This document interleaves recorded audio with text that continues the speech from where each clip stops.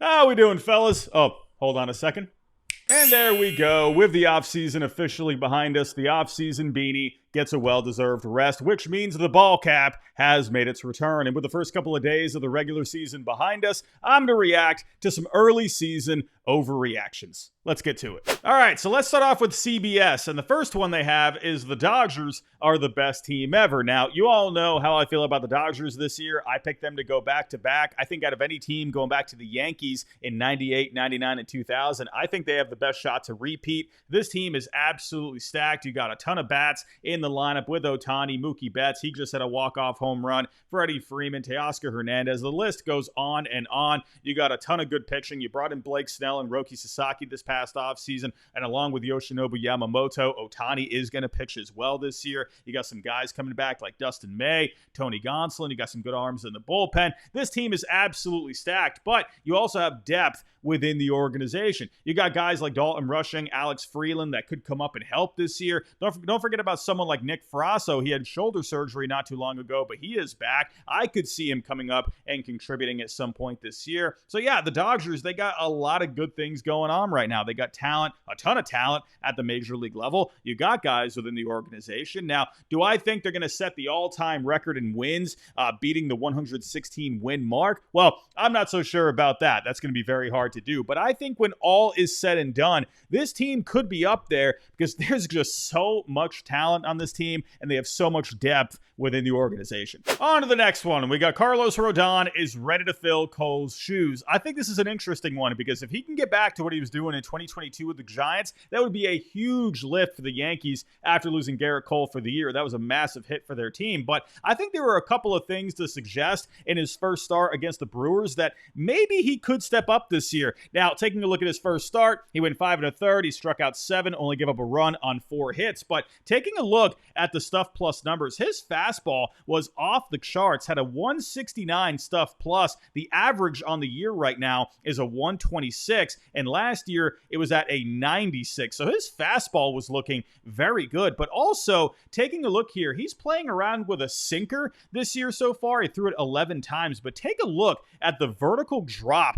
that he was getting on it. Last year, he only threw it 1 time, but he got 13 inches of vertical drop. And this year, on 11 pitches, he was getting 28.6 inches of vertical drop. That is absolutely nasty. Are you kidding me? So, hey, if this ends up being a big pitch for him this year, I mean, who knows, man? He can end up having a really good year, and that would be huge for the Yankees this year. On to the next one. We got the Mets are overhyped. Now, a lot of people were clowning on the Mets after Juan Soto struck out to end the game on opening day with a couple of runners on. People are saying, my goodness, this guy's a bum. He's getting paid almost $800 million to strike out to end the game. What a loser. No, the Mets are going to be completely fine. Yeah, the offense, they're taking their time here in the first couple of games. Only scored that run in the first game, but you had a lot of hard hit balls from this lineup. I mean, guys were making some pretty good contact overall. And then in game 2, Juan Soto woke up, hit a massive homer there. Juan Soto is going to be fine. This guy's a future Hall of Famer. There's a reason they paid this man that much money. I think this lineup is absolutely stacked. I mean, there's a lot of good bats in this lineup. I know a lot of people are clowning on the rotation. You got a former reliever in Clay Holmes starting on opening day. I think Clay Holmes is going to be a pretty underrated guy this year. A lot of the advanced metrics suggest that I think he could translate well to being a starting pitcher. A couple of bumps in that first start there, but I think he's going to be fine. Tyler McGill, he looked okay. Overall, I think the Mets are going to be fine. And Juan Soto, he's going to be fine too. Up next, we got Adley is back and the O's are stacked. Well, Adley Rutschman is off to a great start this year so far through the first couple of games. Got a couple of home runs, 3 RBIs overall. Now, Adley Rutschman had a very bad second half last year, only hitting 207 with a 282 on base, a 303 on the slugging, only had 3 homers, compared to a very good first half in which he hit 275 with the 16 home runs, and he just completely fell off. Now, this past offseason, he worked on a lot of things mechanically, worked on the bat path a lot, hit the weight room. He had a very good offseason overall, and it looks like it's translating. He's very motivated to have himself a good season. A lot of people were picking him to be the MVP last year, and unfortunately, he just had the bad second half. I think there's a shot if he can put put together a full offensive season, play good defense behind the plate, I think he could get some MVP votes and who knows, maybe even win the whole freaking thing. Now, as to the Orioles lineup, I mean, yeah, you got bats all over the place here. Now, you're waiting for Gunnar Henderson to come back, but I mean, my goodness, this lineup, top to bottom, there's just bats everywhere. Colton Cowser, Rushman, you got Westberg in here as well. Tyler O'Neill homering again on opening day. Jackson Holliday already showing a couple of good things so far. Now, the main issue with the team is the starting pitching. That's going to be interesting to see if they can hold this down, and hopefully they can get Grayson Rodriguez back at some point. Maybe they can make a trade for someone like Sandy Alcantara. So the offense, though, absolutely not. And Adley Rutschman, I could see him having a monster year. On to the next one, and we got Here Comes Tatis's MVP season. Now, we all know how electric Fernando Tatis Jr. can be when he's healthy. He can hit for average power, has a ton of speed. He's going to steal a lot of bases for you.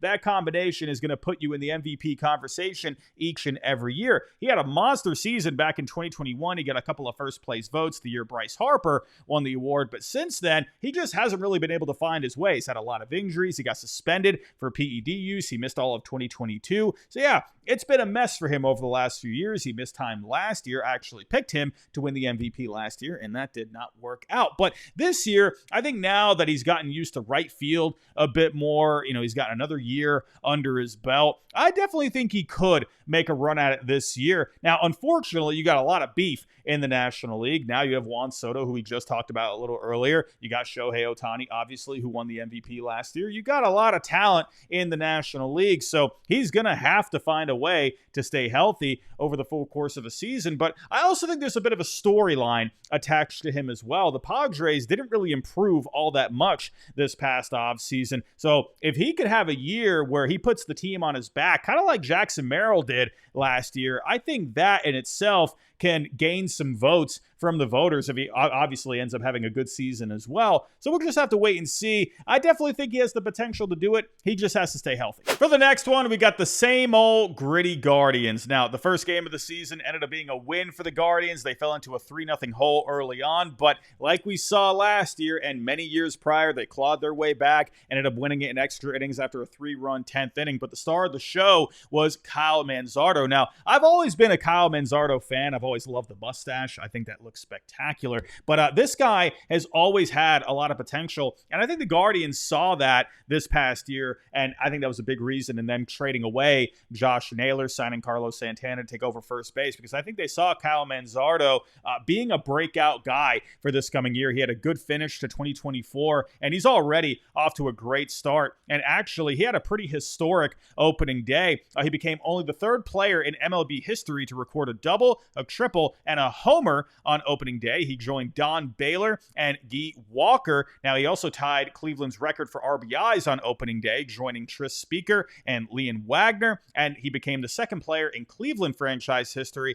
to record a homer and a triple on opening day, joining David Justice, who did so during the 1997 season opener against Oakland. So yeah, with the Guardians, they have a lot of good bats in this lineup. Obviously, Jose Ramirez, Stephen Kwan, Kyle Manzardo can have a breakout year. My goodness, that's a very good 1 through 3 right there. Carlos Santana, he's always going to contribute. I do worry a little bit about the bottom of the order. They did bring back Nolan Jones, so let's see how that goes. I do wonder if Travis Bazzana ends up making his way up this year. Gabriel Arias, he's going to give you a good glove there, but I wonder if maybe they look for a bit more offensive production, and if Bazzana is hitting well in the minor leagues, I could see them bringing him up to the next level. We'll see how that ends up going. I do worry about the pitching a little bit. Tanner Bybee, he had to get scratched on opening day, had an illness, so Ben Lively had to take over. Gavin Williams, I could see having a breakout year. Some of the metrics did look pretty good with him last year. The bullpen is going to be pretty solid, but the one thing with the Guardians, right, getting back to the take, it's the same old gritty Guardians, right? They're not going to overpower you like with a Dodgers-like lineup or the Orioles lineup that has all those bats, right? They're going to have to piece together wins a lot along the way. They're still going to have to get some great production from the middle of the order, from, Jose Ramirez and hopefully Manzardo as well. I do wonder if they're going to have enough bats here.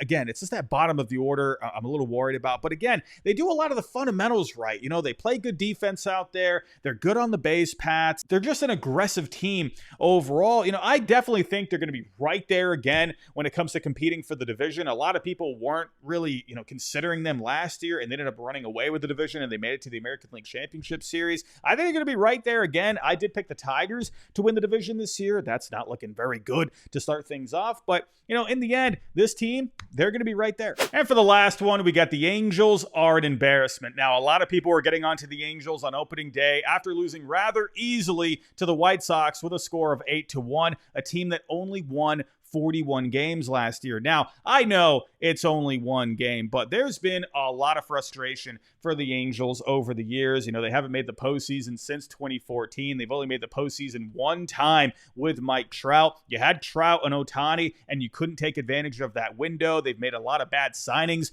over the years, Anthony Rendon being one of the worst signings of all time. They've spent a lot of money. It just has not worked out with the Angels. Personally, I think Artie Moreno needs to sell the team. I think he needs to step aside. I think they need new ownership in there. I don't know what's going on. But, when it comes to the team now, I think the lineup has potential if Trout can stay healthy. Taylor Ward, he's going to hit over 20 home runs for you. You got some youth here. Nolan Schanuel, Logan O'Hoppe, Joe Adell. There is potential with those guys. Jorge Soler, if he's healthy, is definitely, some pretty good power in the lineup. Yoel Moncada, I still think there's talent there. Let's see if he can bounce back this year. So there is potential with this lineup. But again, there's a lot of risk as well. Mike Trout has not been able to stay on the field. Hopefully, this is the year where we see a full year out of Mike Trout, but we'll just have to wait and see. But I'm really concerned with the pitching staff. I did like the signing of Yusei Kikuchi, but to me, he's more of a 2 or a 3 in the rotation. I think they needed to add one more guy above him. I think even someone like Jack Flaherty could have made some sense there, but it is what it is. But, the rotation to me just looks very weak. He brought in Kyle Hendricks. This guy had a very high ERA last year. Is that really a guy that you can count on at this point? I'm not so sure. You got a couple of arms in the bullpen here and Kenley Jansen and Ben Joyce. I just worry about the depth of the bullpen here. Now, a lot of people were talking about Ryan Johnson and how he made the team out of spring training. And I saw, two different sides of the coin here where a lot of people liked the move. They thought it was an aggressive move, but they liked it. This is a guy that didn't pitch at all in the minor leagues. And, so I could see why people think, oh, that's cool, right? They're pushing him to the major league level. They feel like he can handle it. But then you got a lot of other people saying, well, maybe you should have put him in the minor leagues. That way he can kind of get better down in the minors and he can work on his craft a little bit more, instead of just being thrown into the major league level. And already game one, he got off to